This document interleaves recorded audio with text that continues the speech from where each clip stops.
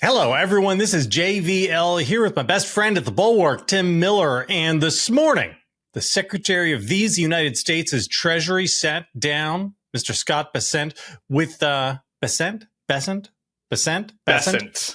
sat down with the great Aaron Ross Sorkin at a New York Times, one of the things they do.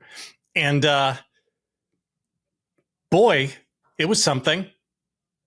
Here it is. Was it? I'm going in blind. You told me that it was so good that we got to watch it together live. I want people to be able to see my natural facial reaction because they know my views on, he's not my favorite. Let's just say, Mr. Stuffy Shirty. This is a new normal. Andrew, there's no new normal. And, I can tell you that I actually don't read the New York Times anymore. But sometimes I do watch CNBC. But, occasionally people send me articles and there's just this fever swamp. And, you're now a pop historian with 1929. And, in 20, 30, 40, 50 years, the New York Times is no longer the paper of record. You can't go, I read this article, President Trump is slowing down, President Trump's mental capacity. Yeah. It is 100% fake. That he only called me twice at 2 a.m. last week instead of 3 times. You're saying he called you? I believe that he called you at 2 or 3 in the morning. That whole narrative, and this is why this is why young people are going to TikTok. The story. Somebody else sent it to me. Mike Johnson is beleaguered that he and his wife were so tired. They gave actually a very sympathetic and funny interview that somehow got twisted on the pages of the New York Times into this. It's just. Let me say this though, just if I could. Yeah. I think that what's happening here, and I will just defend that article for a moment, not because I had nothing to do with it, but I think part of it is, if you remember, the media, including the Times and others, got criticized for not raising more issues around the health of Joe Biden. You remember this? And by the way, we did actually on this stage with the Vice President of the United States back then. But nonetheless, I think there was a lot of criticism about that. And so I think there's now a renewed sense that given people's age, that we should be doing more in that space. I don't want to overstate it. It's not something I wrote, but I'm just trying to. You had what was one of the greatest scandals of all time. That the coverage of the Biden administration, oh my God, Joe Biden's diminished capacity, and the cover-up. And that's why it's probably fair to raise these questions. Where was the New York Times? We just had a 3-hour cabinet meeting yesterday, Andrew, for 10 months. Didn't he fall asleep? During which you fell asleep? All right, that's enough. So this is only the first clip. We're going to listen to another clip in a minute. But Tim, he doesn't even read the New York Times anymore. And the bias of the paper is why the kids, the youths, get their news from TikTok. Yeah. Maybe he should be reading. We'd probably help him to read the news, I would think, in his job. Look, this is obviously a performance act. It's one of those things, it's very J.D. Vance-esque, where it's like, they look at Trump and they say, what this guy's secret sauce is that he doesn't take any guff from nobody. He's gonna, he always fights. He makes these jokes. He makes fun of him. He calls him the enemy of the people. But Trump is crazy and irresponsible and it's gross. But it feels natural. It feels like Trump is. That's the whole thing about Trump, where he's a liar, but it feels true. That's what his people do. That works for him, right? It's when he's mad at them, he's really mad, and then when he's making jokes, they're kind of funny. And Scott Bessent and JD Vance are just condescending pricks with no sauce, and they think that they can borrow some of Trump's sauce by going into these interviews, and instead of engaging with the questions that are being asked by a smart, fair person like Andrew Ross Sorkin, he's like, I'm just going to attack the New York Times, and then the MAGA chuds are going to cheer for me and go, yay, Scott Bessent. And it's no, it doesn't work. It's awkward. You seem weird. You seem like you're not interested in doing your job. And the attacks aren't even funny. It feels very defensive. It's painful. It's painful to watch, really. It is painful to watch, and it is gross. But here's the difference. So J.D. Vance does it because he wants the brass ring. Mm-hmm. He wants to be president. And so he has 2 audiences. He has the audience of Trump and then the audiences of the MAGA UMA. Scott Bessent is a technocrat. Like what he doesn't need to do this. This is he pure thinks it'll make suck up to Trump happy. Yeah. He thinks it'll make Trump happy, right? But also, why does he need Trump to be happy? I mean, he's just right. He's just the Secretary of the Treasury. Like he is not a political animal. He's never sort of really been involved in politics at high levels before. And that gets us to the next piece. Well, just really quick for the next piece, it also gets us to the cabinet meeting that he referenced, which is just so hilarious, right? When it's just like, you don't know how Trump hasn't lost a step. We did this. Just look at yesterday's cabinet meeting where he dozed off multiple times. And I was talking to Jonathan Lemire about this for the pod today. And it's like part of the reason why they're having so many of these cabinet meetings now is because it's like an easy way for Trump to be out there. Right. Like Trump is getting old and tired. Like he's not traveling the country like he was doing the first time. Like if all he has to do is just take off his slippers and, put on his orange face and like look at him walking down the hall last week. Shuffle down to the cabinet room and then listen to people tell him how great he is for 3 hours. Like that is what you do for an old guy that wants to be out there. He works harder than any of us, Tim. I saw him bench press a wolf. He is the strongest, most perfect physical specimen any of us have ever seen. Actually, Pete Hegseth, this would be funny. Somebody ought to put Pete Hegseth on the spot and say, Mr. Secretary of War, can you do more push-ups than Donald Trump, than President Trump? And watch Pete try to figure out, wait a minute, how do I that is a good question for our new DOD press corps. Anyway, let's go to the next clip. Bulwark Takes is sponsored by Aura Frames. This holiday season, I have a lot more gifts on my list than good ideas. If you're looking for something with a real personal touch, I have it on good authority that Aura Frames will crush it. The producer who wrote this ad attests that the Aura Frames he gave his family were a hit last year. In fact, Sarah Longwell has one in her office that she swears by. I've seen it. Looks nice. You can upload unlimited photos and video. Just download the Aura app and connect to Wi-Fi. It's about that easy. You can preload photos before it ships and keep adding them anytime from anywhere. If you want to send your parents photos of the kids, you can load them right onto your Aura frame. Trust me, my Jewish parents love photos of my kids.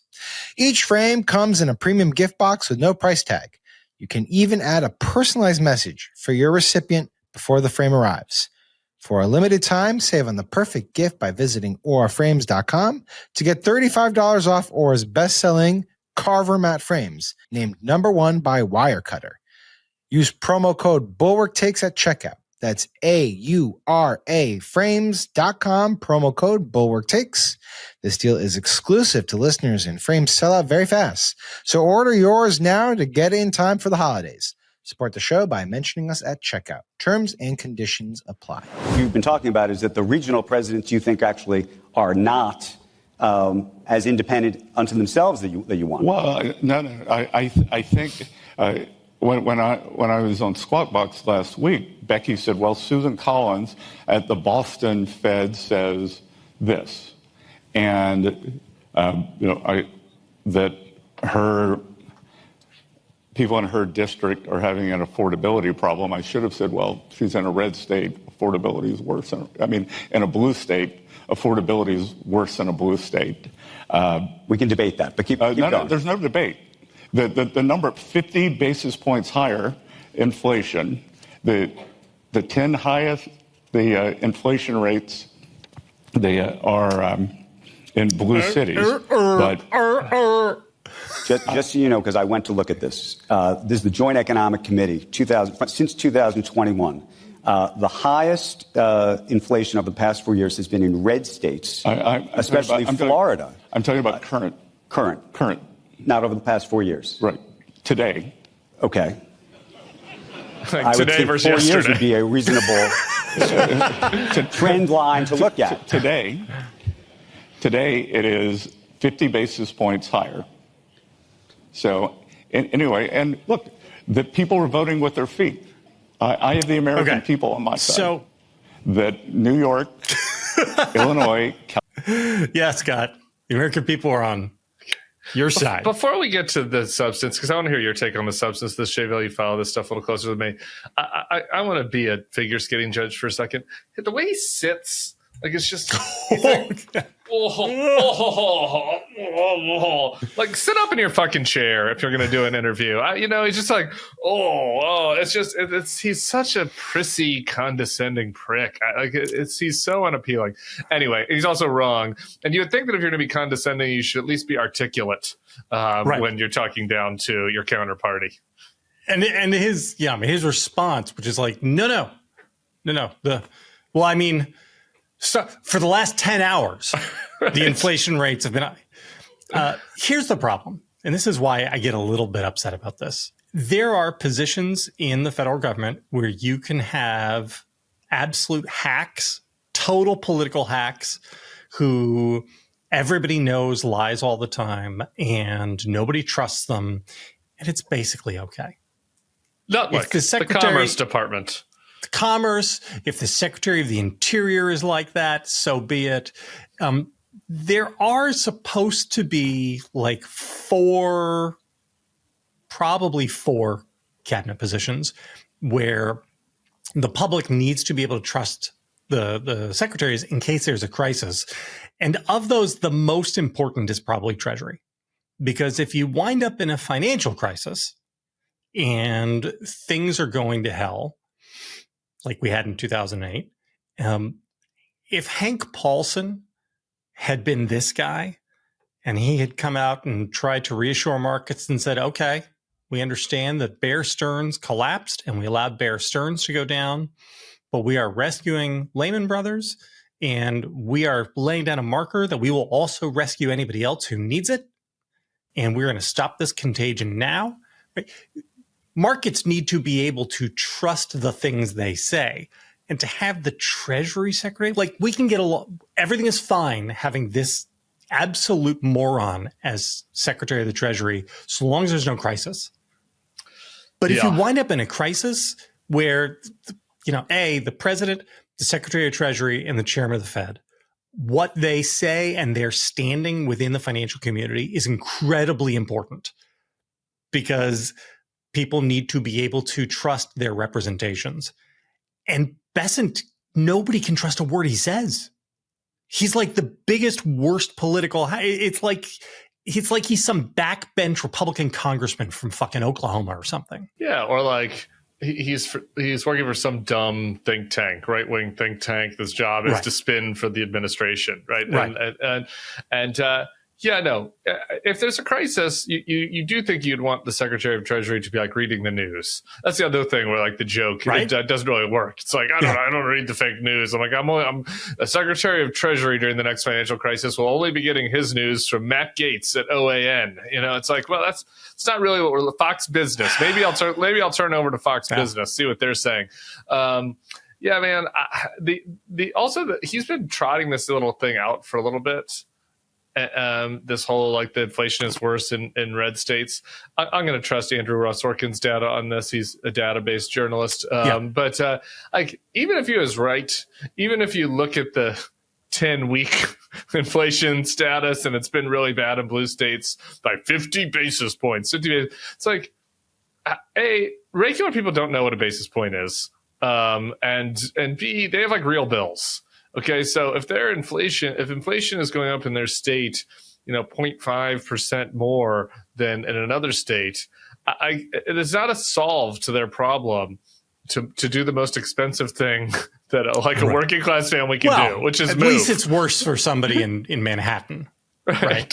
Yeah, it's like, okay. If you're West Virginia and things are more expensive at the Piggly Wiggly, shouldn't make you feel, although maybe it does make you feel better to have Scott Bessent telling you that, well, don't worry, the libtards are getting it worse. They're going to get a little worse, yeah. But the other thing is like, the thing that you should do then to resolve this is you should move from Connecticut to whatever, South Carolina. And it's like, wow, where there are no jobs. Yeah. I'm like, that's going to cost a lot more, by the way, than like the extra $2 I'm paying on the. So the whole argument is stupid. He's been working on it for a month, and these guys just they're not. If the economy gets worse, I don't know that they know how to handle it. Like I don't think there's any way that they are going to be able to successfully manage themselves through a recessionary type situation because of just the premise of how Donald Trump and Scott Bessent act in such situations. Which brings me to my financial sum of all fears, which is that Jerome Powell, the chairman of the Fed, his term expires soon. Trump has said he already knows who he's going to appoint. Might be this guy. Could be this guy. It could be Kevin Hassett. Idiot. I mean, I don't think we've ever had a nakedly political hack as Fed chair. Like, that's not the job. And man, like, again, just the damage that can be done by having somebody, if it's one of these guys as chairman of the Fed, who's just going to say, oh, well, Mr. Trump wants me to cut rates. I guess we'll cut rates. My God. And yeah, again, and for people who like that, isn't exactly their cup of tea, just kind of following how this stuff works and the Fed chair's role in the financial markets. Like I was, one of these memes was going around the past few days. If people suffer through social media like me, you might have seen it, where it's like the 20 most powerful jobs in the world. And it's like it's an engagement bait to get people to, discuss what they think. Like, the Fed chair job on those lists was like 4, 6, 7, because they have actual meaningful responsibilities, and replacing Jerome Powell with somebody like this dude, I could have very real ramifications in a way that putting a hack in some of these other jobs don't. Yeah. I mean, it could contribute to really like unwinding the American financial system as we have known it, and the way in which the government and central bank relate to one another, and how all other financial markets treat the dollar and the American economy. It's just, man, it's a good thing we have 3 more years of this. Tim, thanks for coming on to talk about our boy Scott Bessent. If you want more super uplifting sunny side takes like this, hit like, hit subscribe, follow the channel. It helps us out a lot, more than you can imagine. Tim's good to see you. Everybody else, good luck, America. Catch you next time.